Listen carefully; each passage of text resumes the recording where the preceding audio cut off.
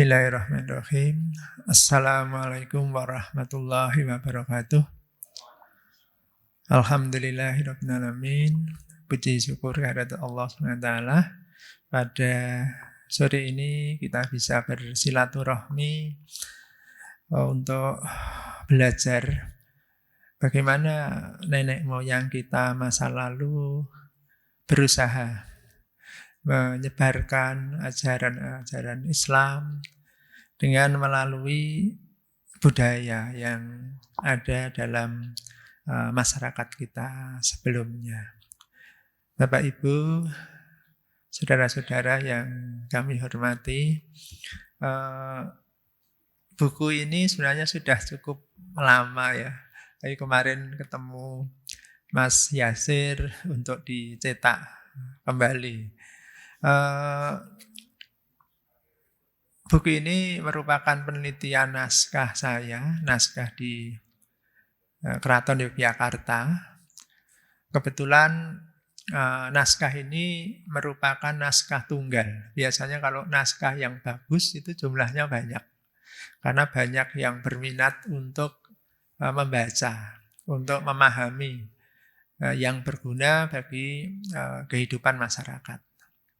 Namun naskah ini setelah ditulis oleh menantu dalem Sri Sultan Hamengkubuwono I, Pangeran Mangkubumi, kemudian tidak lama Inggris datang mengusir ke Yogyakarta dan berhasil menguasai Keraton Yogyakarta dan mengambil banyak sekali naskah. Diceritakan di sejarah itu ada 10 kereta kuda itu ya, yang dibawa ke Inggris. Nah, salah satunya adalah naskah Babat Keraton ini. Naskah ini sebenarnya versi naskah Babat Tanah Jawi yang ditulis khas Keraton Yogyakarta. Beberapa peneliti, terutama peneliti-peneliti sejarah, itu mempunyai pandangan bahwa naskah Babat Keraton ini meskipun hanya tunggal karena setelah ditulis itu dibawa oleh Raffles, tetapi merupakan naskah Babat Tanah Jawi yang paling valid. Mengapa? Karena ada yang menulisnya jelas, yaitu Raden Tumenggung Jayaningrat, dan ditulis kapan itu ada di naskah itu. Selama ini yang digunakan oleh para sejarawan adalah Babat Tanah Jawi versi Mensma yang disunting oleh Mensma itu. Tetapi apabila dikaji lebih jauh, sebenarnya Babat Tanah Jawi Mensma ini diragukan apakah betul ditulis oleh Ngabei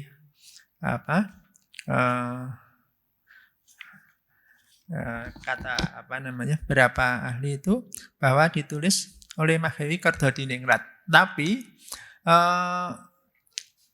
keterangan itu hanya berdasarkan keterangan lisan Rorda.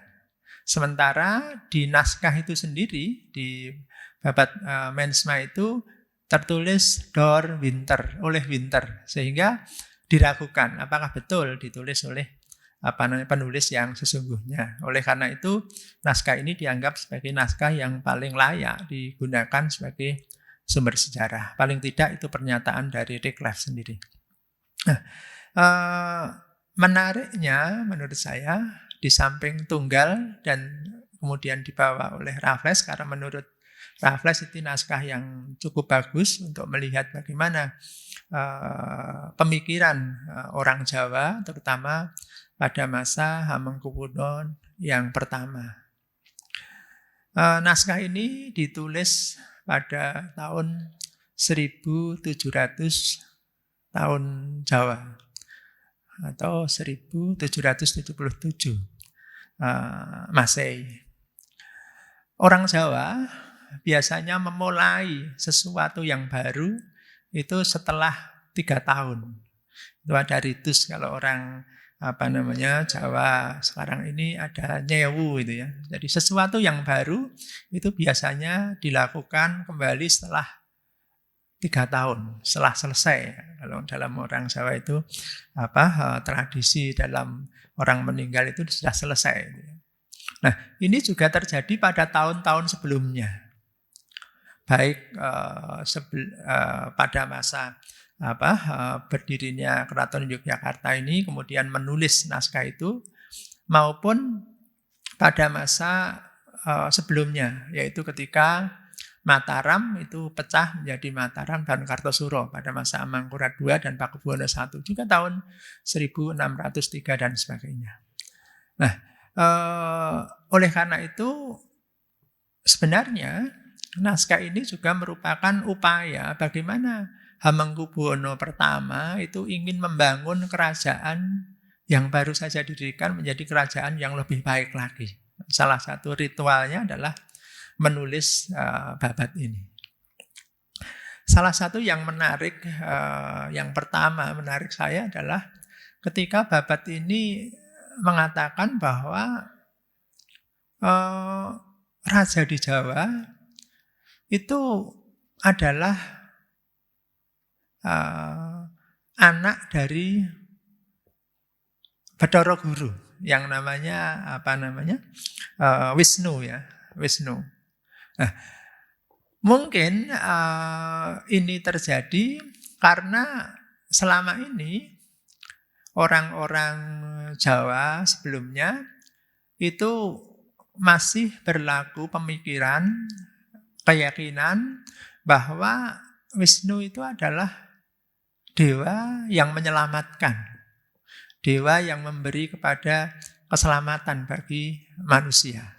Tetapi di naskah ini ditulis Wisnu yang Islam, gitu ya. Makanya kemudian saya tafsirkan, wah kalau begitu sebenarnya Wisnu itu hanya menjadi simbol bahwa sama-sama antara Islam dan Wisnu itu sama-sama membawa keselamatan.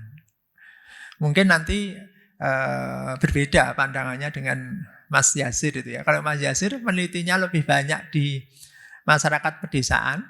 Kalau ini kan tradisi istana ya. Jadi tradisi istana itu memang cenderung kepada tradisi-tradisi tulis ya. Tradisi tulis memang berkembangnya di istana sehingga unsur-unsur Hindu itu memang sangat kelihatan di naskah-naskah yang ditulis di istana. Ini juga bisa nanti kita lihat kenapa kemudian istana itu masih kelihatan Hindunya, karena salah satunya juga untuk legitimasi. Jadi raja-raja Islam itu memang seringkali selalu mengaitkan keberadaannya dengan raja-raja sebelumnya. Dan ini tentu dalam babat ini raja sebelumnya juga raja-raja Hindu, Majapahit terutama.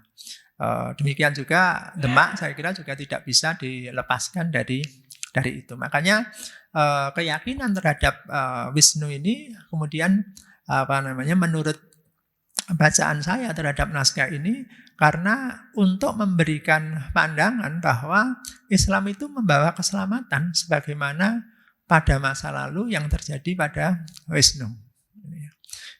Ini saya kaitkan dengan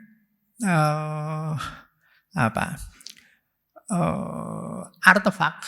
Mungkin Bapak Ibu dan teman-teman semuanya pernah pergi ke Masjid Demak. Di tempat pengimaman Masjid Demak itu ada gambar kura-kura. Mungkin pernah memperhatikan itu ya, ada gambar kura-kura di situ. Nah, kura-kura itu saya juga jadi pertanyaan, kenapa ke Masjid Demak di depan imam itu ada gambar kura-kura? Saya pernah bertanya kepada takmir waktu itu, dan saya kira ditulis juga di beberapa web internet itu, bahwa kura-kura itu Condro Sengkolo. Condro Sengkolo mestinya bukan Condro Sengkolo kalau pada masa itu, mestinya Suryo Sengkolo, gitu ya. Karena pada masa itu yang digunakan adalah tahun Saka, gitu ya. Yang kedua, kenapa gambar kura-kura itu kok diletakkan di depan imam? Itu saya sudah melacak dalam sejarah Islam itu nggak ada. Masjid manapun nggak ada gambar kura-kura di depan pengimaman. Gitu ya. Ketika saya baca lagi, ternyata kura-kura itu adalah salah satu awatara atau perwujudan dari Dewa Wisnu. Ada 10 perwujudan Dewa Wisnu, salah satunya Kresna, kemudian di Rama, di kisah Mahabharata dan Ramayana itu, Maswa, ikan, terus ini, kura-kura.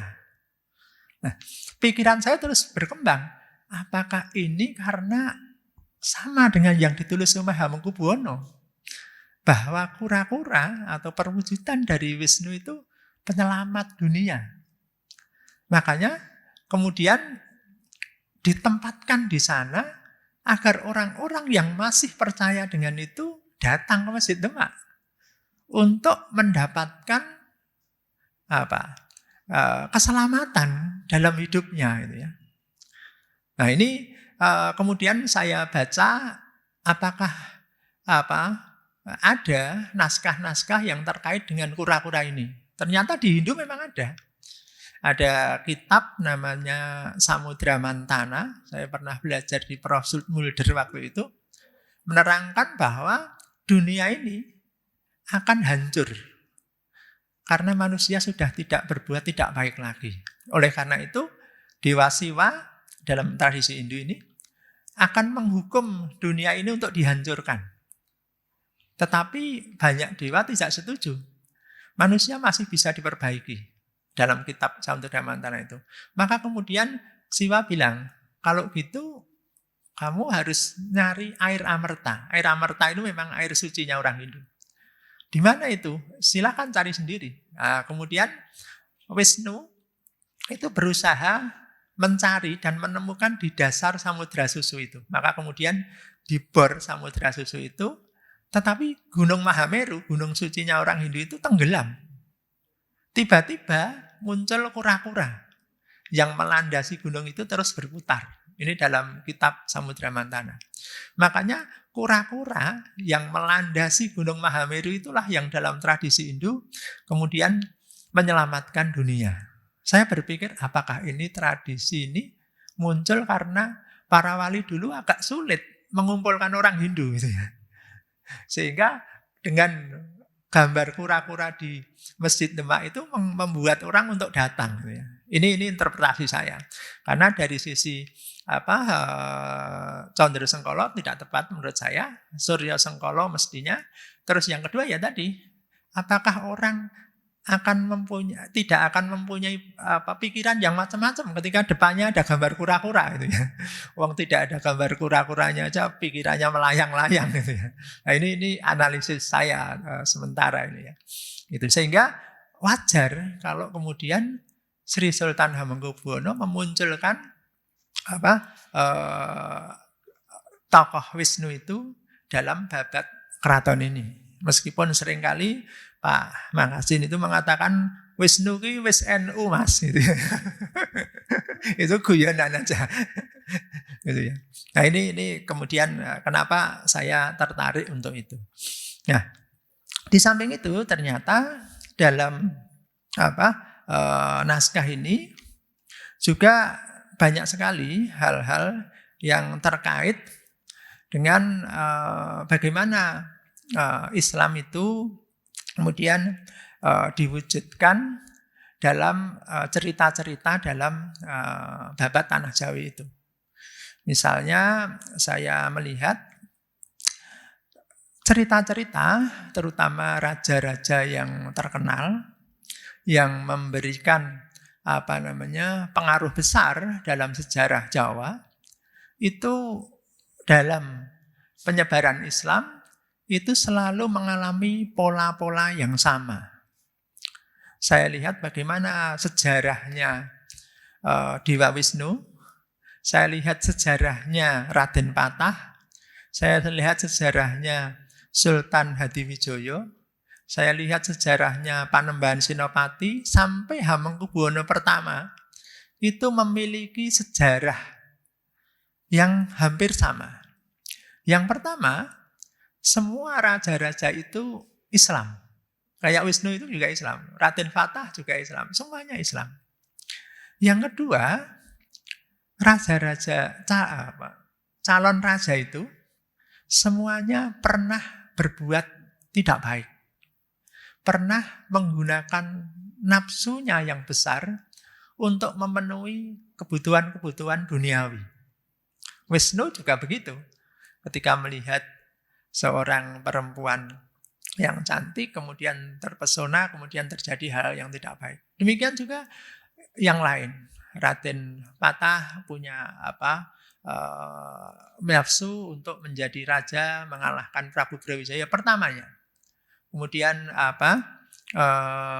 Sultan Hadiwijaya atau Joko Tingkir juga sama, membunuh Dadu Ngawuk ya untuk menunjukkan kehebatannya. Pandeman Sinopati juga sama, Hamengkubuwono juga sama. Kemudian setelah itu mereka insaf ya. Mereka insaf, kemudian melakukan dharma, melakukan sesuatu yang bermanfaat bagi kehidupan. Nah, baru setelah itu kemudian menjadi raja yang sangat baik, yang memberikan keberkahan kepada alam semesta. Nah, semuanya tokoh-tokoh itu selalu itu. Tapi dasar Islamnya itu sudah dibangun sejak masa Wisnu. Gitu ya. Demikian juga cerita-cerita yang lain. Cerita-cerita yang ada dalam naskah itu selalu menunjukkan bagaimana Islam dengan budaya lokal itu kemudian memberikan pengaruh yang besar kepada masyarakat. Misalnya gelar-gelar raja, Khalifatullah, Sayyidin, Panatunggal, semuanya adalah bentuk akulturasi antara Islam dengan budaya lokal sehingga memberikan manfaat yang besar. Bagaimana kemudian nilai-nilai Islam itu bisa masuk ke dalam kehidupan masyarakat Jawa. Ciri khas yang saya peroleh dari babat ini bahwa antara hubungan antara sesama manusia, hubungan dengan yang gaib, hubungan dengan lingkungan alam itu menjadi tema utama dalam isi babat keraton ini. Bagaimana hubungan-hubungan antar sesama itu menjadi sesuatu yang sangat tinggi nilainya dibandingkan dengan kepentingan-kepentingan yang lain. Demikian juga hubungan dengan alam lingkungan yang mungkin nanti kalau dilihat secara dohiriyah, secara kasat mata seolah-olah itu memunculkan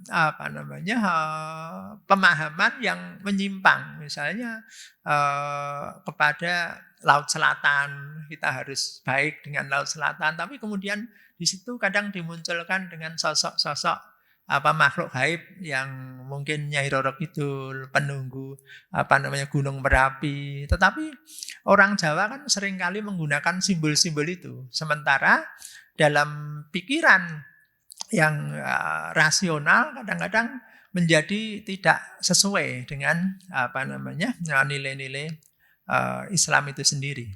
Makanya babat Tanah Keraton ini saya lihat sebagai sebuah alam pikiran yang dibuat, yang diciptakan untuk memberikan pemahaman yang lebih baik tentang masyarakat kita, namun harus dipahami dengan cara pandang yang lebih mendalam gitu ya. Karena kalau tidak, nanti pemahaman terhadap pemikiran-pemikiran itu ditafsirkan sebagai sesuatu yang menyimpang dari agama itu sendiri. Sehingga pemahaman yang lebih mendalam terhadap karya sastra sejarah ya, yang ditulis oleh Raden Tumenggung Jayengrat itu bisa memberikan pemahaman yang lebih komprehensif terhadap fenomena-fenomena yang ditulis di situ. Ada satu lagi yang menarik menurut saya, dijelaskan bahwa siapa penulis naskah itu, yaitu Raden Tumenggung Jayengrat. Beliau adalah putra menantu dari Sri Sultan Hamengkubuwono pertama. Dijelaskan bahwa beliau itu adalah seorang Muslim yang sangat cinta dengan ilmu pengetahuan. Pengetahuan yang dimaksud di sini adalah ilmu di situ ya. Jadi orang yang suka terhadap ilmu pengetahuan, tetapi juga tidak meninggalkan akhlak. Ini juga dijelaskan dengan sangat baik. Sehingga perpaduan antara ilmu pengetahuan dan akhlak itulah yang kemudian harus dilakukan agar ketika kita menyebarkan agama Islam itu tidak tidak berbenturan secara langsung atau dalam istilah Jawa itu menghindari konflik terbuka. Jadi menghindari konflik terbuka itu adalah bagaimana konflik yang terbuka itu diselesaikan dengan rasa. Nah, ini saya kira yang sangat penting. Nanti penjelasan tentang ini mungkin cukup karena dalam masyarakat kita rasa itu menjadi satu yang sangat dipentingkan agar kehidupan itu bisa harmonis. Saya kira itu dulu mungkin yang bisa saya sampaikan. Mungkin nanti ada diskusi akan bisa lebih memberikan pemahaman yang lebih baik. Assalamualaikum warahmatullahi wabarakatuh. Matur suwun. Assalamualaikum warahmatullahi wabarakatuh. Terima kasih panitia dan Prof. Maharsi atas waktunya, terutama dalam penerbitan buku yang saya pikir sangat berani dan luar biasa, karena wacana kita selama berpuluh-puluh tahun ke belakang, kalau nggak membaca Serat Widotomo ya ulang reh. Padahal sebenarnya banyak hasanah kita, khususnya di Yogyakarta. Bukan berarti yang bukan Yogyakarta tidak filosofis dan tidak bagus, tetapi hari ini di penghujung jam-jam krisis ya, sambil aroma dapur yang sangat meruntuhkan iman begitu, kita membahas sesuatu yang besar. Pertama naskah ini seperti yang disampaikan Prof. Maharsi, jumlahnya ada 1.400 halaman, beraksara Jawa, berbahasa Jawa, dan bisa dinyanyikan ya. Artinya kenapa ditulis berbentuk tembang, karena fungsinya dulu memang untuk diperdengarkan. Seperti yang gambar di depan ini bisa teman-teman lihat, itu ada seorang yang sedang moco, dalam arti membaca mocopat, dan 3 orang di depannya itu lagi main kartu. Nah, jadi suasana di catatan naskah Muns abad 19 ketika ada melekan bayi. Jadi tradisi mocopat barangkali mungkin dulu juga Babat Keraton dibaca di situ, ditembangkan supaya internalisasi nilai-nilai dan cara berpikir Jawa itu bisa tertanam begitu ya. Ini hanya ilustrasi dan sebagai gambaran bahwa dulu memang tradisi mocopat itu sangat hidup di Jawa nih, abad 19 terutama. Dan mungkin sekarang sudah tidak ada lagi, termasuk di masjid saya kira, di Patok Negoro, di Melangi, di Ploso Kuning. Dulu itu selain banyak kajian seperti ini, kajian literasi, kajian fikih, kajian kitab, itu juga bersenandung mocopat juga menjadi cara belajar yang menarik waktu itu ya. Sekarang mungkin ada YouTube dan yang lainnya. Dulu kira-kira gambarannya seperti itu.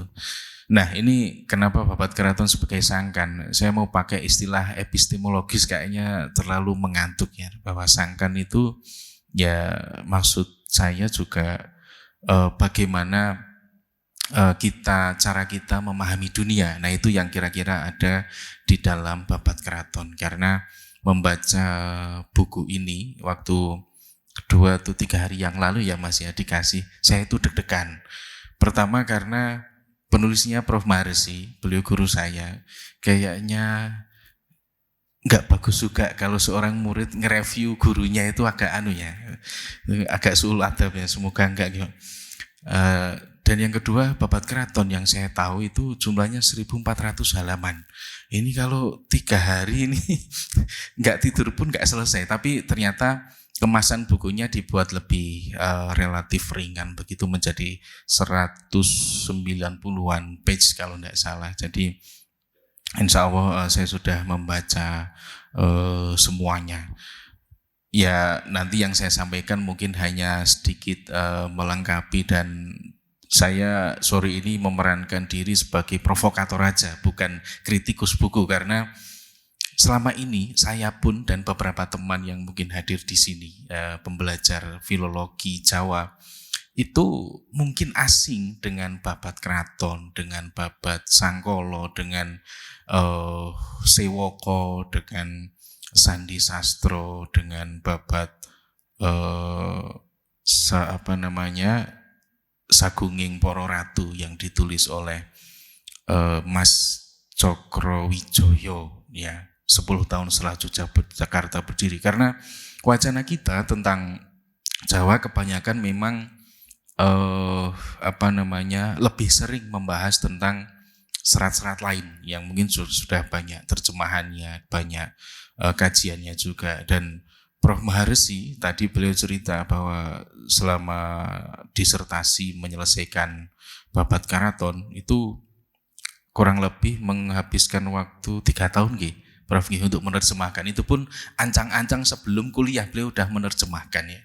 1.400 halaman menjadi satu kajian yang menarik, dan saya kira juga menghantarkan beliau menjadi profesor, guru besar yang hari-hari ini saya kira jarang di bidang sejarah dan terutama pernaskahan. Nah, kira-kira itu. Ini mohon maaf, ini masih cover yang lama. Saya ambil dari website, ternyata sudah baru karena penerbitan buku juga berkelindan dengan persoalan teknis antri ISBN dan sebagainya.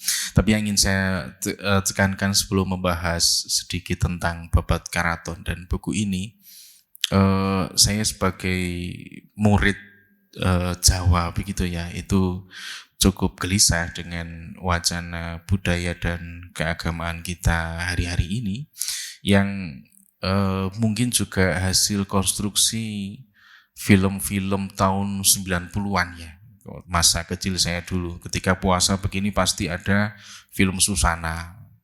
Dukunnya pasti pakai blangkon, pasti klenik, pasti bacaannya wis koyo Mas Yasir ngono kae lah, bacaannya ngono ki. Bahwa Jawa itu kolot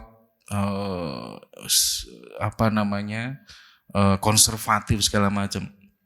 Dan itu rasanya juga sedikit banyak berpengaruh hari-hari ini, bahwa yang dinamakan Babat itu cerita takhayul, cerita mitos, cerita klenik. Padahal ya memang benar, Babat itu cerita mitos dalam arti cerita simbolik. Bagaimana sejarah itu tidak hanya sebuah kronik atau peristiwa kronologi, tetapi di dalam Babat pembacanya, sebagaimana ditulis dalam buku ini, diajari untuk tidak hanya mengerti apa yang terjadi, tetapi bagaimana seharusnya memahami peristiwa yang terjadi itu. Nah, ini salah satunya dijelaskan dalam buku ini. Termasuk juga istilah tahayul ya, seolah-olah Jawa dengan tembangnya, dengan tahayul cerita nggih, Mas Mbak. Saya itu pernah KKN di yang sekarang jadi patung terdapat patung Pakubuwono ke-6 di Boyolali. Saya dulu KKN di bawah situ. Malam-malam saya itu nembang. Teman-teman KKN saya itu pada marah karena dianggap manggil setan. Nah, itu saking cara berpikir dan itu dianggap tahayul ya, padahal definisinya tahayul itu kan sesuatu yang tanpa refleksi kritis. Kita berbicara tanpa ada dasar, kita mengada-ngada, kita halusinasi. Kemudian mitos dalam tradisi Jawa termasuk yang dijelaskan dalam buku ini. Jadi setelah ini saya harap Mas, Mbak, dan Bapak Ibu semua juga harus beli buku ini. Nah, ini sekalian promosi Pak. Bahwa dalam tradisi Jawa itu mitos adalah bahasa simbolik, kosmologis, dan etis ya. Kalau tahayul itu lebih pada satu tindakan kita yang percaya pada satu fenomena tanpa mengerti dasarnya, tanpa mengerti sangkannya. Jadi saya kira anak-anak muda sekarang yang menganggap Jawa sebagai tahayul, sebagai klinik, ya dia sendiri yang tahayul sebenarnya. Karena nggak tahu alam berpikir Jawa itu seperti apa. Jawa Islam itu seperti apa yang sesungguhnya sudah dijelaskan dalam buku ini. Makanya saya tidak perlu menjelaskan, nanti biar pada baca sendiri. Nah, itulah yang mengaburkan makna Mas, Mbak, dan Bapak Ibu sekalian. Mengapa babat itu ditulis, dan seolah-olah ketika satu peristiwa yang disampaikan dalam babat itu harus ditashihkan, harus dikonfirmasi dengan sumber-sumber kolonial. Apakah sumber babat itu bisa dipercaya sepenuhnya? Bisa iya, bisa tidak. Dan bagaimana dengan sumber kolonial? Apakah dia bisa dipercaya sepenuhnya? Ternyata juga enggak. Kembali ke Pakubuwono 6 tadi. Ada catatan di Mangkunegaran dan di Anri kalau tidak salah. Tahun 1900-an ketika jasad Pakubuwono 6 hendak dikembalikan ke Indonesia dari pengasingan, itu tim dokter dari Mangkunegaran melakukan otopsi dan ternyata ada luka tembak di tengah keningnya. Padahal berpuluh-puluh tahun sebelumnya mereka yang mengasingkan Pakubuwono 6 menulis laporan bahwa Pakubuwono 6 wafat karena kecelakaan berkuda. Nah, ini mana yang bisa dipercaya? Artinya buku ini juga menurut saya dalam pembacaan yang sangat cepat 2 hari 3 sahur, 2 hari 3 malam ya.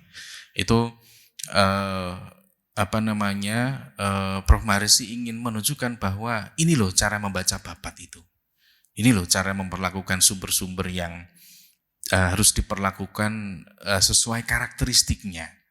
Ya, misalnya kalau Betara Wisnu itu Muslim dan melahirkan raja-raja, berarti saya Trah Betara Wisnu Pak berarti.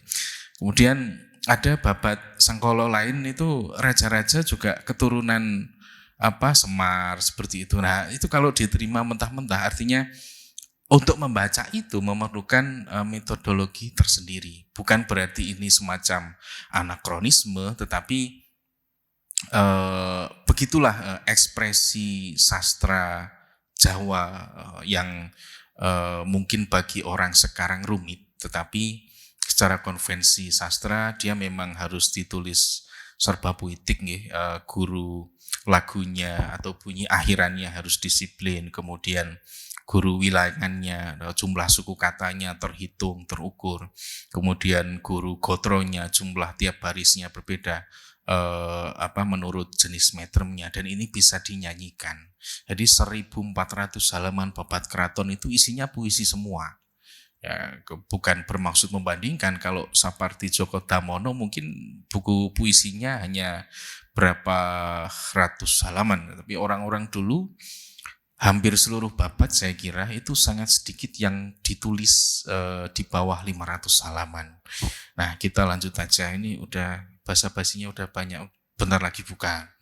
Nah, saya ingin memberikan kerangka historis mengapa Sultan Hamengkubuwono pertama atau Pangeran Mangkubumi harus memilih untuk mendirikan negara sendiri.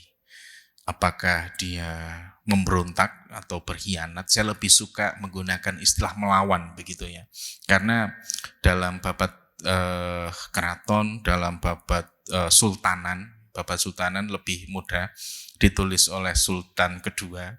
Kemudian di dalam babat Mangkubumi, kemudian babat Prayut, babat Giyanti itu terlihat jelas bahwa spirit Sultan Sultan Hamengkubuwono pertama itu adalah anti kolonial. Kalau bahasa sekarang anti asing ya, Pak. Beliau zaman dulu itu udah anti asing ya, Pangeran Mangkubumi. Nah, ini salah satu surat yang membuat perlawanan beliau bergerilya bersama Raden Mas Said, bersama salah satu donatur pentingnya adalah Mas Ronggo Panambang, kalau tidak salah cucu atau cicit Danurejo Kertosuro kalau tidak salah. Nah, itu menjadi panglima penting di situ. Ketika tahun 1749, mungkin 3 atau 4 tahun sejak gerilya Pangeran Mangkubumi berlangsung, Sunan Pakubuwono II sakit dan dipaksa untuk menandatangani satu akta perjanjian yang isinya adalah menyerahkan seluruh harta benda termasuk suksesi pada periode setelah kepemimpinannya. Jadi raja-raja setelah itu semuanya atas kehendak kolonial. Nah, suratnya ini tahun 1749 itu satu, saya telah literasikan 6 baris. Selebihnya mungkin silakan diakses sendiri di Arsip Nasional RI. Nah, punika serat perkawis dening anguculaken, jadi dia melepaskan serta menyerahkan Keraton Matawis saking Kanjeng Susunan Pakubuwono, Senopati Ngologo, Abdurrahman dan seterusnya, inggih awit saking ingkang parintah Kanjeng Kumpeni. Jadi dia penyerahan ini itu emang karena didesak oleh kolonial. Ya, dan sebenarnya penyerahan ini juga terjadi di era Amangkurat ketika terjadi konflik dengan perlawanan Trunojoyo waktu itu, karena daerah pesisir diserahkan, kayaknya termasuk daerah saya juga di Padi itu masuk wilayah VOC dulu sebagai konsensi atau sebagai reward atas dibantunya Mataram yang diserang oleh Trunojoyo waktu itu. Dan perjanjian ini mengingatkan itu. Nah, di situ tampak nggih itu di bagian akhir Sunan Pakubuwono II tidak mampu tanda tangan karena udah sakit kritis. Nah, itu ada cap merah di atas, itu cap jarinya. Nah, itu cap jari ini rojo, bisa kita lihat. Nah, kira-kira begitu. Apa yang membuat Pangeran Mangkubumi harus melawan, harus bergerilya, itu ya semata-mata untuk mempertahankan kedaulatan bangsa Jawa sebenarnya. Nah, imaji kolektif ini sebagai nation, sebagaimana yang disebut Prof. Maharsi dalam bukunya, itu memang dalam versi-versi naskah lain seperti Babat Mangkubumi, Babat Prayut, Babat Giyanti, Babat Sultanan, itu sangat jelas bahwa Pangeran Mangkubumi itu membangun tahta, membangun negara, itu bahkan di tenda-tenda pengungsian di tengah perang. Dia menjalankan pemerintahan tentu saja sambil berguru, karena salah satu panglima perangnya menurut Babat Mangkubumi dan Giyanti itu ada nama Tumenggung Pakuningrat. Ternyata saya lacak itu adalah seorang mursyid Satoriyah yang kemudian menjadi ayah mertuanya. Ya, dia banyak juga mengkonstruksi sastra-sastra istana dan merumuskan cara berpikir Jawa semacam ini. Maka sekali lagi nanti Mas, Mbak, dan Bapak Ibu semua perlu membaca buku ini. Nanti langsung hubungi Mas Wahid. Nah, perlawanan ini saya membaca terakhir itu penelitiannya Pak Bahak dari Gajah Mada. Beliau menemukan arsip tahun 1844 bahwa setelah perundingan Giyanti itu Pangeran Mangkubumi memang memilih sebagai pelanjut tradisi Mataram Islam. Karena secara ideologis sebagaimana yang disampaikan Pangeran Mangkubumi di serat babat yang saya sebut tadi, itu memang beliau niatnya ingin mempertahankan eksistensi Mataram yang tidak berada di bawah bayang-bayang kolonialisme.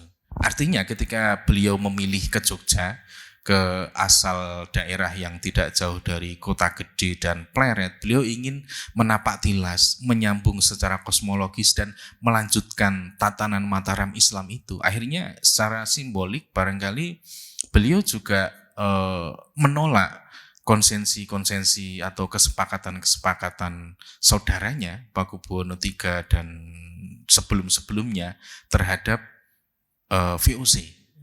Artinya ya udah situ sebagai kerjasama dengan VOC monggo, tapi saya tak melanjutkan tradisi leluhur saya. Saya kira itu sebuah penolakan yang rasional waktu itu ya, karena beliau juga beberapa bait digambarkan cukup sedih karena harus bertarung dengan saudara-saudaranya sendiri. Tetapi itu adalah pilihan realistis supaya martabat Jawa ini tetap lestari begitu.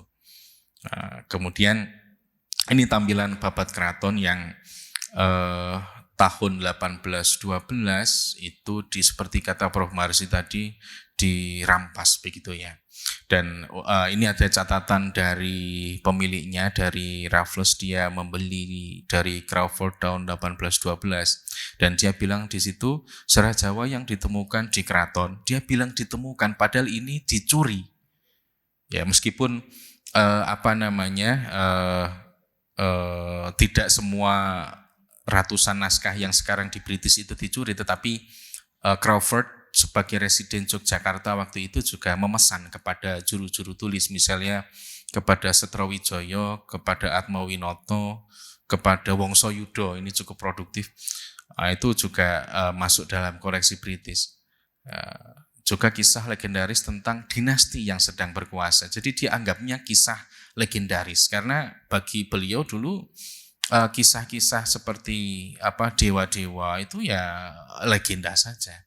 Kisah-kisah Karomah itu legenda saja. Dan penelitian terbaru dari Bu Annabel, dulu juga kurator di Inggris, itu bilang bahwa dari surat-surat korespondensi Crawford dengan koleganya di Jerman itu menunjukkan bahwa sebenarnya Crawford nggak terlalu mengerti karena menganggap cerita-cerita Jawa ini sangat kekanak-kanakan, sangat tidak menimbulkan semangat begitu. Padahal gelora perang, gelora kebangsaan, bagaimana Pangeran Mangkubumi membangun imajinasi kolektif sebagai satu bangsa, itu muncul di sini jauh sebelum Bung Karno, Bung Hatta, Tirto Adi Suryo, dan Haji Agus Salim itu bertemu, berdebat, berdiskusi. Jadi konsep nation ini udah dirangkai dan menjadi tradisi sastra Mataram Islam. Kira-kira itu yang disampaikan dalam babat ini.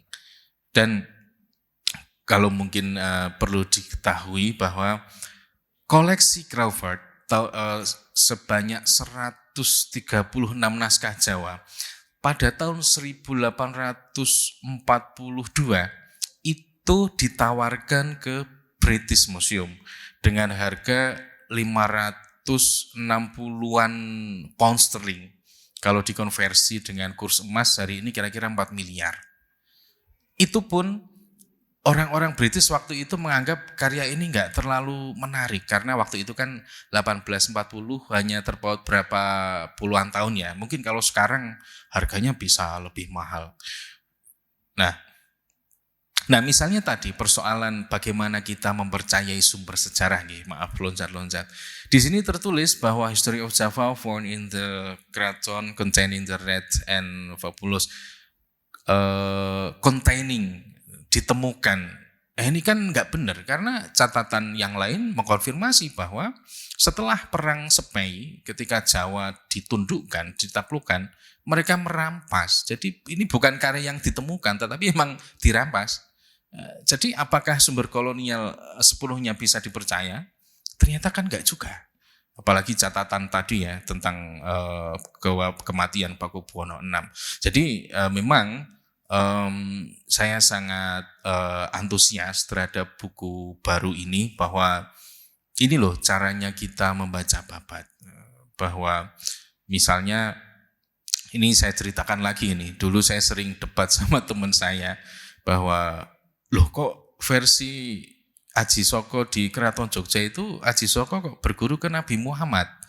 Ini penulisnya salah atau gimana? Nah, itu kan justifikasi semacam itu karena itu tadi seolah-olah sejarah yang benar harus ditulis oleh kolonial. Padahal itu dalam kacamata alam pikir Babat, itu ya cerita simbolik ya, yang punya bahwa Pujangga dulu, Pujangga Mataram Islam, ingin menegaskan bahwa sepinter-pinternya Aji Saka dalam membangun peradaban, membangun sastra, dia harus disucikan dengan iman. Maka simbol Nabi Muhammad muncul di situ. Nah, cara-cara membaca simbolik ini ya tentu harus berbekal membaca manuskrip secara utuh. Ini sampai jam berapa, Mas? 5 menit. Oke. Harus dibaca secara utuh, dan ini telah dilakukan oleh Prof. Maharsi untuk disertasinya. Jadi kita lebih enak karena yang kita baca adalah hasil yang lebih ringkas begitu. Tapi ya itu kritik saya hanya satu, Pak. Kenapa enggak diterbitkan 1400 halaman semua? Itu saya membayangkan di rumah itu selain mengoleksi Sirah Nabawi yang berjilid-jilid itu, juga Babat Keraton misalnya 5 jilid, itu kan menarik. Aksara Jawa lah, kira-kira begitu. Nah, isinya kan juga menarik dan banyak sekali sisipan-sisipan kitab cendekiawan Muslim abad pertengahan. Nah, ini seperti karya Ibnu Arabi, kemudian Ihya Ulumuddin Al-Ghazali, itu sangat jelas tertulis dalam tradisi Keraton Jogja.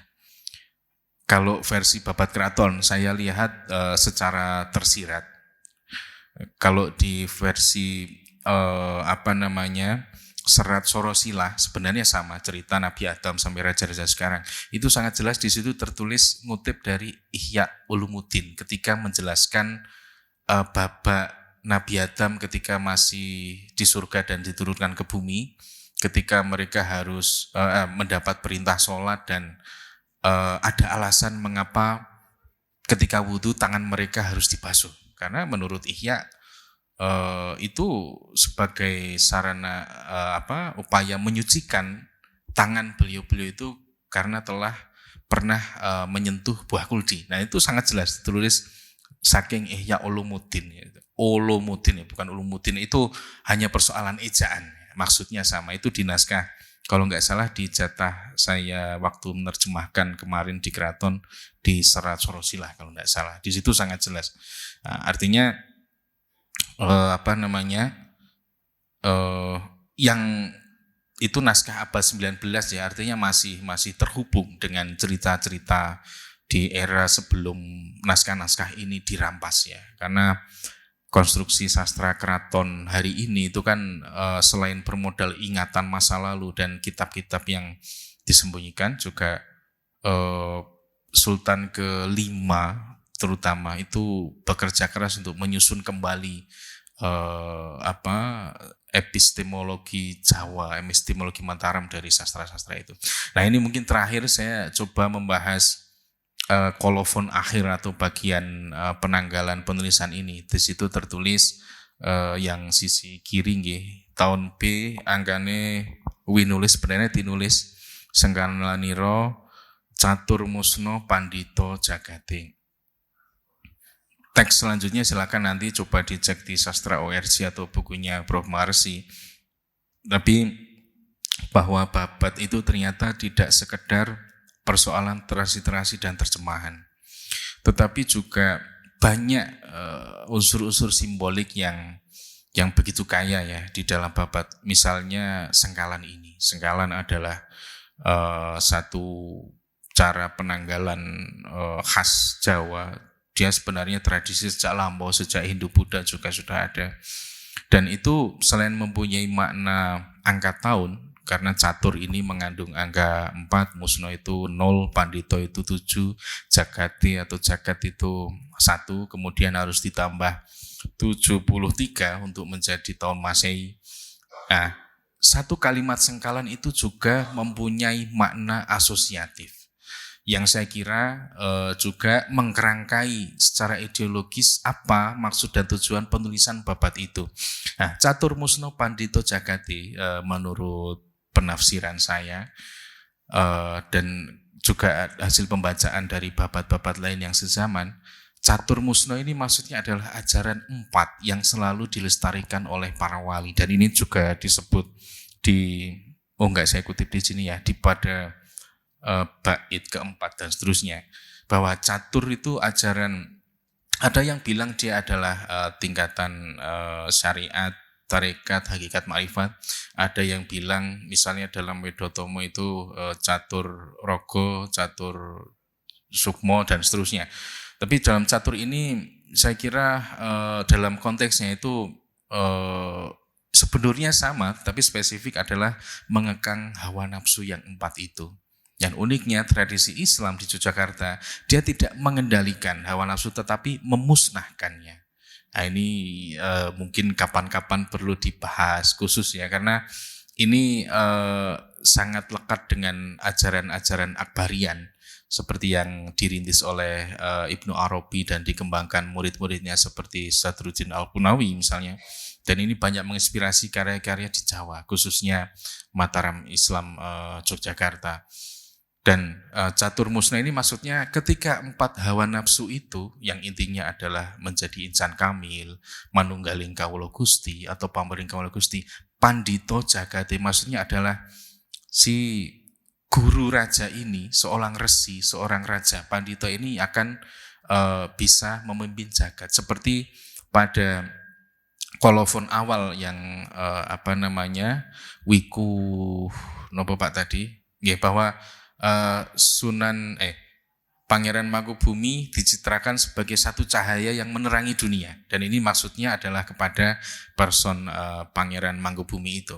Jadi isi babat keraton ini sebenarnya tidak hanya cerita romantis, cerita peperangan, tetapi juga berisi peringatan moral, begitu, berisi genealogi kosmologis supaya orang Jawa Mataram tidak lepas, tidak tercerabut dari akarnya, supaya dia ingat sangkannya, ingat epistemologinya, ingat peristiwa masa lalu dan bagaimana memahami peristiwa masa lalu, dan menjadi pedoman hidup dalam konteks modern waktu itu ya.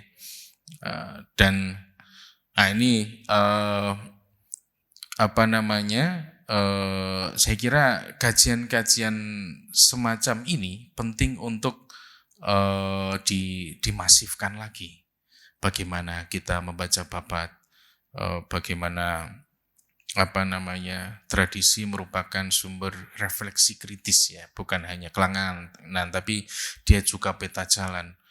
Buku ini dan manuskrip ini menjelaskan atau mungkin menegaskan bahwa kekuasaan itu adalah amanah ilahiyah. Dia harus dijalankan dengan disiplin batin yang serius, harus mengutamakan keselarasan, harmoni. Maka pangiwo dan panengen itu dipadu-padankan. Ini kalau kata Pak Prof. Ben Ab itu ya terinspirasi dari zikir Nafi Isbat itu. Nafi meniadakan, Isbat menegaskan bahwa kehadiran yang kiri itu bukan sesuatu yang terkutuk, tetapi ya memang harus ada supaya sebagai jalan untuk menegaskan yang isbat ini. Maka inspirasi pangiwo panengen, dan pertama yang membuat itu adalah pujangga Yogyakarta yang bernama Mas Cokrowijoyo. Dia juga menyadur karya Kertosuro akhir dari karya Tumenggung Pakuningrat yang seorang Satorya. Ini lebih dulu daripada misalnya Wirid Hidayat Jati, Wedotomo atau yang lain, meskipun kita juga perlu membaca itu karena sanadnya sama. Nah, ini artinya dalam konteks identitas Yogyakarta hal-hal seperti ini perlu banyak dipelajari dan perlu ditoleh kembali ya. Nah, saya kira itu dari saya. Ya ternyata masih lama berbukanya. Saya kembalikan ke Mas moderator. Assalamualaikum warahmatullahi wabarakatuh. Baik, selanjutnya monggo bagi teman-teman yang ingin bertanya, kami persilahkan. Assalamualaikum warahmatullahi wabarakatuh. Bapak sehubungan dengan ini alam pikiran Jawa Islam, saya ingin mengkonfirmasi apakah itu tercermin di ini Pak. Bedanya Jogja dengan Solo itu kan keratonnya di Jogja itu kan dikelilingi Patok Negoro ya. Kalau Solo kan enggak. Apakah itu ada hubungannya dengan ini alam pikiran Jawa Islam sang pendiri? Bahwa terlepas dari yang mengkonsep Patok Negoro itu kakaknya ya, yang Pangeran Sandio itu. Demikian, terima kasih. Assalamualaikum warahmatullahi wabarakatuh. Mohon bertanya, Bu. Jadi yang Prof tulis itu apakah penerapannya di lingkungan Jawa itu seperti apa? Jelas kami yang hadir ini kelahiran Jogja tetapi nol betul masalah keraton. Jadi mungkin Prof bisa, kalau orang Jawa, orang Jogja itu harus seperti ini loh kalau dilihat dari sejarah yang panjenengan tulis itu. Sehingga kami akan jejak dari keraton ini dalam konsep Islam masih ada di dalam diri masyarakat di Jogja terutama. Karena sekarang ini kan banyak pendatang ya, lebih banyak pendatang dari yang itu nol betul dari luar Jogja. Terima kasih, seperti tadi sudah disampaikan ada 4 ini. Ini monggo harus kita lestarikan mungkin kalau bisa. Terima kasih. Assalamualaikum warahmatullahi wabarakatuh. Assalamualaikum warahmatullahi wabarakatuh. Perkenalkan, nama saya Fauzi. Izin bertanya ke Prof. Maharsi dan Mas Taufik ya. Sebenarnya ini adalah insight yang sangat luar biasa untuk saya ya, karena meskipun orang tua saya itu dua-duanya Jawa, tapi saya dari kecil itu cukup jauh dari Jawa gitu loh, seperti itu. Nah, yang ingin saya tanyakan di dalam babat tanah Jawa itu tadi di babat keraton ya, tadi disampaikan juga raja-raja Jawa itu suka melegitimasi bahwa dia itu masih kerabat dengan kerajaan-kerajaan Hindu, dan juga dia juga suka melegitimasi bahwa dia itu adalah pemimpin Islam. Nah, tapi kenapa babat keraton itu menggunakan aksara Jawa?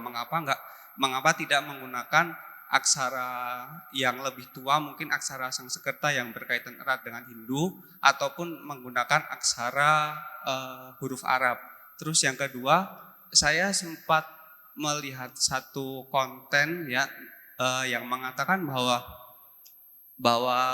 keraton Jogja dengan keraton Solo itu lebih Islam keraton Jogja, karena keraton Solo itu lebih banyak didominasi oleh keturunan Kristen, khususnya Kristen Katolik. Apakah benar demikian?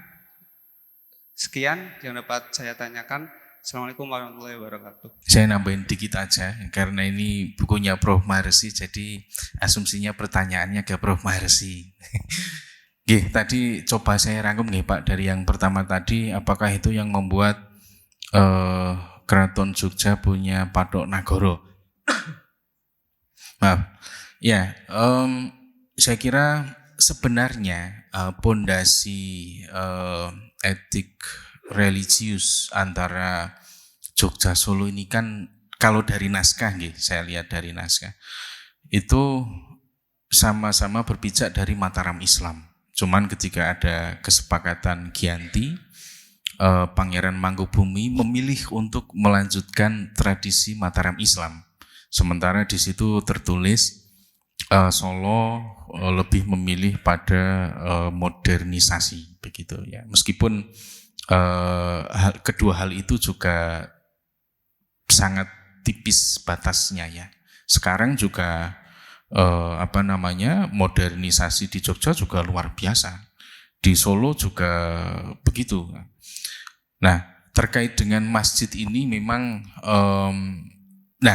ketika termasuk berkaitan dengan masjid, dengan pembangunan, itu kan masing-masing pilihan dari yang bersangkutan untuk mengekspresikan konsep, entah itu sangkan-paran, entah itu kepanjangan dari doktrin-doktrin insan kamil yang banyak di dalam tersisip di dalam kitab-kitab sastra maupun keagamaan keraton, dan itu masing-masing mempunyai ekspresinya masing-masing. Nah, mungkin waktu itu secara berangsur masjid-masjid di keraton, di wilayah Keraton Jogja dihidupkan, dan bahkan juga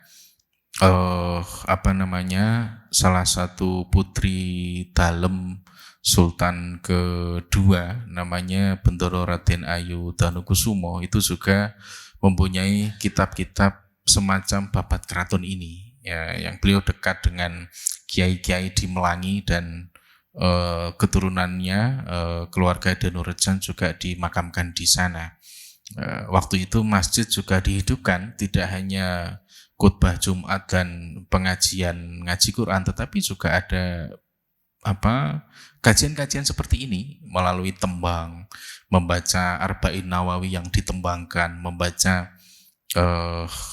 Tuhfatul Mursalah yang versi Jawa dan ditembangkan, dan itu beraksara pegon. Nah, ini menyambung ke yang pertanyaan lainnya, tapi yang jelas bahwa ekspresi Islam itu memang beda-beda, dan barangkali juga benar kenapa Sinuwun Ngerso Dalem menghidupkan Masjid Patok Nagara itu ya untuk itu, karena naskah-naskah yang belakangan ditemukan oleh teman-teman, waktu itu saya jadi supervisornya, bahwa korespondensi hukum-hukum fikih waktu itu ada satu perkara antara Ploso Kuning dengan Melangi itu masih jelas. Kalau menurut mazhab Melangi itu mestinya korban pakai ini. Nah, itu sangat jelas dalam kitab fikih. Cuman itu butuh pembacaan yang panjang karena naskahnya campuran Jawa, Arab, pegon dalam satu itu. Jadi harapannya setelah ini juga giroh kita untuk mempelajari naskah kuno khas Jogja itu semakin menyeruak. Nah, barangkali dulu Patok Nagara juga seperti Masjid Jenderal Sudirman ini, kajiannya seperti itu. Agak aneh mungkin sekarang masjid yang biasanya membahas sunnah, bahas kajian Quran segala macam, tapi ini bahas babat, kan agak aneh ya. Tetapi dulu seperti itu cara hidup Mataram, seperti itu, dan naskahnya masih ada, termasuk naskah yang satu rombongan dirampas ini punyanya BRA Danukusumo, itu ada 700 atau mungkin 1000 ya 700-an lebih halaman berhuruf pegon dan semuanya bisa dinyanyikan. Kemudian mengapa ditulis dengan aksara Jawa? Nah, sebenarnya naskah-naskah tertua seperti Suluk Ujil itu juga pakai aksara Jawa. Nah, ini persoalan identitas. Kenapa Jawa identik dengan pra-Islam, sedangkan Islam identik dengan pegon. Sebenarnya ini persoalan kembali lagi persoalan epistemologi. Yang paling dekat dengan kita hari ini barangkali kebijakan ordonasi kolonial ketika tahun 1900-an Belanda menjauhkan pesantren dari istana Jawa. Pendidikan pesantren, saya pun juga dari madrasah, dari Pati, itu seolah-olah nomor 2, nggak pede.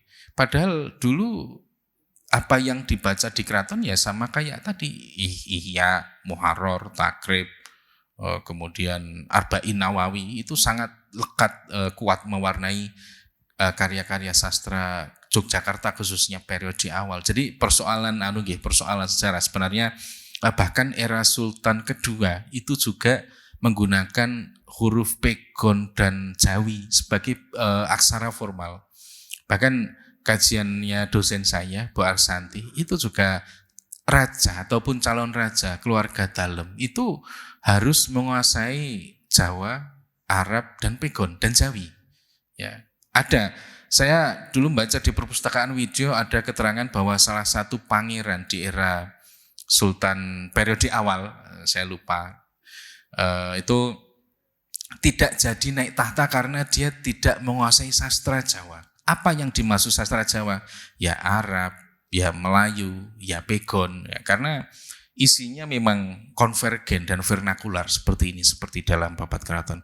Kemudian yang terakhir mungkin tentang ajaran 4, sebenarnya itu Bu, dalam misalnya dalam Bimo Suci atau Dewa Suci jelas sekali bahwa kita harus mengendalikan hawa nafsu. Ada yang bilang itu mengendalikan hawa nafsu, nafsu amarah, nafsu lawamah, nafsu dan nafsu-nafsu yang lain.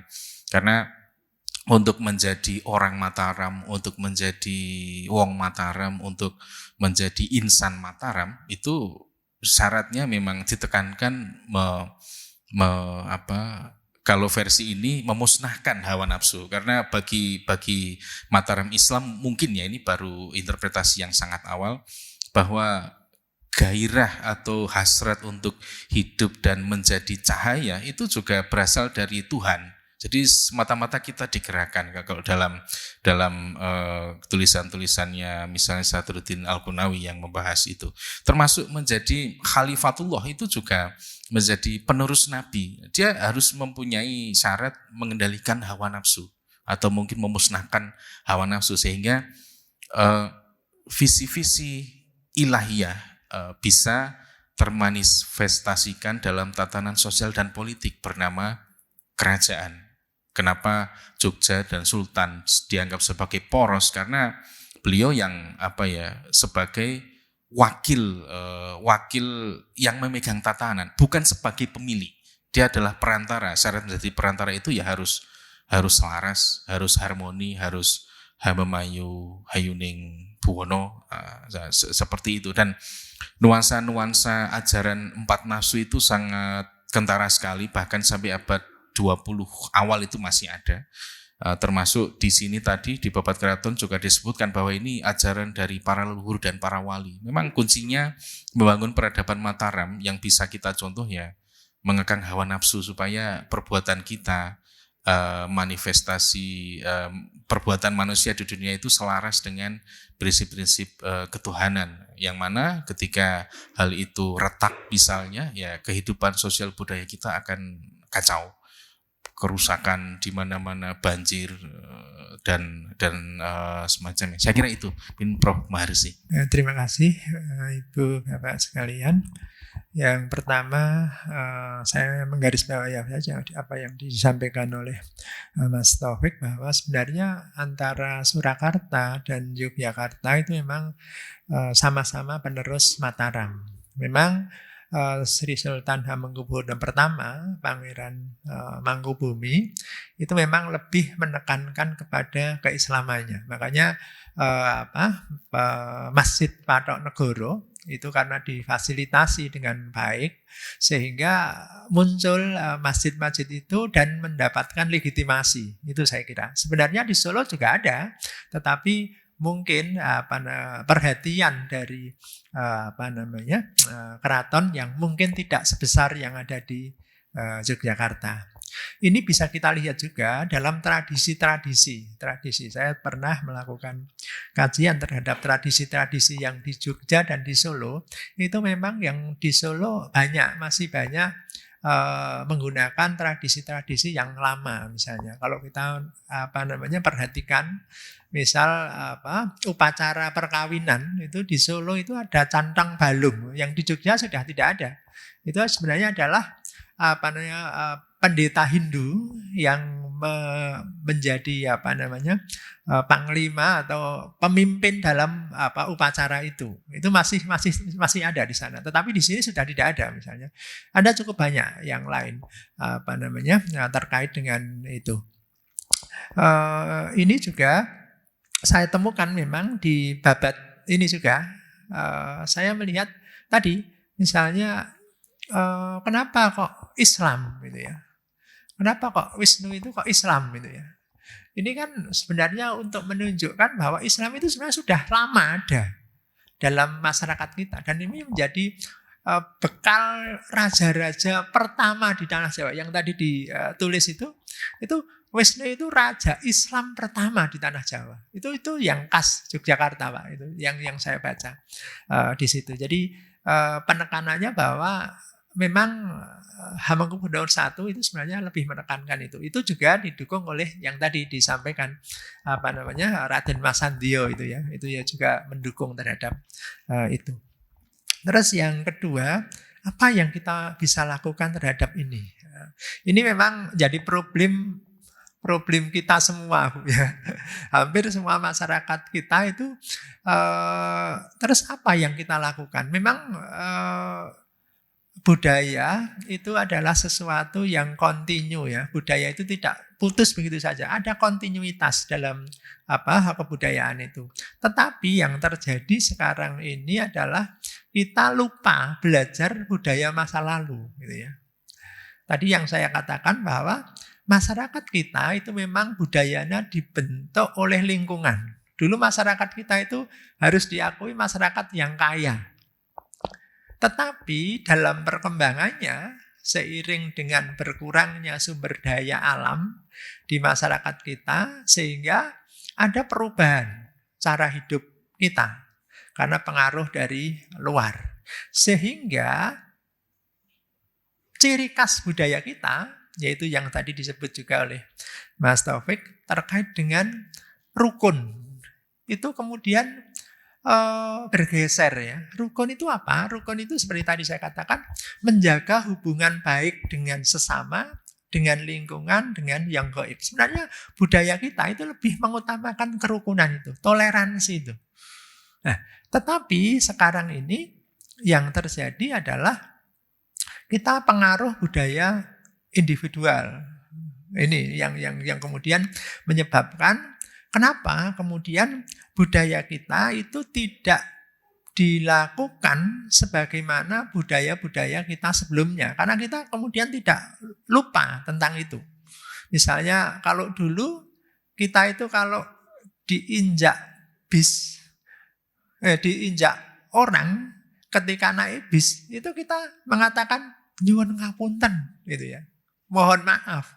Itu yang injak itu sangat malu ya. Karena apa? Karena dia menyakiti orang nggak merasa gitu ya. Makanya tadi rasa. Itu justru menampar daripada diperingatkan dengan kata-kata gitu ya. Tetapi yang terjadi sekarang ini orang lupa tentang itu gitu ya. Jadi mencegah konflik terbuka itu memang sangat dihindari mestinya. Orang itu harus tahu diri, menempatkan itu seperti apa gitu ya. Tapi yang terjadi sekarang orang kalau tidak diingatkan itu lupa terhadap apa yang dilakukan gitu ya. Nah, sebenarnya Babat Keraton ini tadi mengutamakan rasa itu. Makanya kemudian kalau sekarang orang menggunakan baju Jawa, perempuan kok naik motor ninja. Nah, itu sudah menyimpang jauh itu ya. Mestinya tidak seperti itu. Tahu rasa lah. Dengan menggunakan itu mestinya sesuai dengan apa yang dia lakukan gitu ya. Nah, ini yang kemudian mengalami kemerosotan. Demikian juga munculnya komodifikasi ya. Komodifikasi itu apa-apa selalu dilihat sebagai barang yang diperdagangkan. Itu juga terjadi dalam masyarakat kita. Sehingga tadi rukun itu menjadi kurang diterapkan. Oleh karena itu menurut saya ya kita harus memahami sebenarnya filosofi mengapa kemudian masyarakat kita itu kok selalu dengan simbol-simbol itu. Ya. Simbol-simbol itu sebenarnya bentuk dari peradaban kita. Makanya dulu Sultan Agung itu menulis kitab Sastra Gending namanya. Kalau kamu pengen hidup yang sesungguhnya, seperti mata kita itu dua. Yang satu itu adalah sastra Islam, yang satu itu sastra Jawa. Ketauhidannya kita ke Arab, ke Islam. Tapi akhlaknya, tingkah lakunya itu menggunakan cara Jawa. Gitu ya. Tapi ini yang tadi saya katakan, karena ada keterputusan budaya, itulah yang menyebabkan kemudian tidak terjadi. Memang bahasa Jawa digunakan dalam masyarakat kita, tapi saya lihat kurikulumnya, kenapa kurikulumnya tidak mengarah ke yang akhlak tadi, justru Lebih banyak kemarin saya lihat itu anak sapi apa namanya, anak kerbau apa namanya, mestinya lebih ditekankan kepada pembelajaran bahasa Jawa itu lebih mengarah ke akhlak, bukan mengarah ke pengetahuan atau justru apa namanya linguistik bahasanya, tapi bahasa yang justru mendukung terhadap penerapan akhlak itu, gitu ya. Sehingga itu yang diharapkan dengan adanya pembelajaran yang terkait dengan budaya itu sebenarnya lebih mengarah ke hal semacam itu, gitu ya. Jadi intinya ya kita harus kembali memahami terhadap budaya kita, gitu ya. Itu. Yang kedua, raja-raja Jawa itu selalu mencari legitimasi. Iya, memang penguasa itu kan butuh pendukung ya, gitu ya. Saya ingat tahun 2004 kebetulan saya ngoleksi juga ketika Pilpres langsung itu, saya tidak sebutkan nama, semua calon presiden itu membuat buku. Membuat buku bahwa dirinya itu keturunan dari raja-raja sebelumnya. Buku diterbitkan, saya mempunyai itu. Saya pernah juga penelitian dengan Pak Joko Suryo, itu mengkaji naskah di pesisir utara itu, mengkaji babat juga. Ada seorang yang tanya, Pak, ini di babat itu nama ini ada enggak? Saya tanya, kayaknya enggak ada, Prof. Joko Suryo. Oh, enggak ada. Kalau diadakan gimana? Ditulis di situ. Karena dia mau nyalon jadi bupati. Ya. Ya itu saya kira. Kemudian kenapa tidak tulisan Arab dan tulisan Sangsekerta? Memang di masa itu ada penyederhanaan tulisan ya, dari tulisan Jawa kuno ke tulisan Jawa baru. Demikian juga nanti sastranya juga ada tembang mocopat, itu saya kira kreasi dari ulama-ulama para wali yang situ sangat populer dalam masyarakat Jawa, sehingga itu bisa memberikan sarana untuk penyebaran Islam menjadi lebih baik. Saya kira itu untuk selanjutnya, kalau mau diskusi monggo nanti Mas ya. Kalau masih ada yang belum puas, nanti kita bisa diskusi di luar forum ini, karena mungkin waktunya sudah hampir habis. Saya kira itu, terima kasih. Mohon maaf kalau ada kekurangan. Assalamualaikum warahmatullahi wabarakatuh.